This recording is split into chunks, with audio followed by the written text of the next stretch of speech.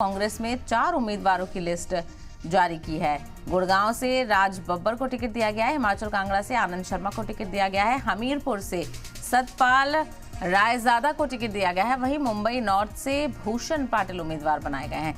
लगातार उम्मीदवारों के नामों का ऐलान जारी है और ऐसे में 2 मरहलों के तहत वोटिंग हो चुकी है। अब तीसरे की बारी है। 7 मई को तीसरे मरहले के तहत वोटिंग होने वाली है। तो दूसरी तरफ उम्मीदवारों के नामों को लेकर लगातार मंथन सियासी पार्टियों में देखने को मिल रहा है और ऐसे में कांग्रेस की तरफ से 4 उम्मीदवारों की लिस्ट और जारी की गई है, जिसमें गुड़गांव से राज बब्बर को टिकट दिया गया है।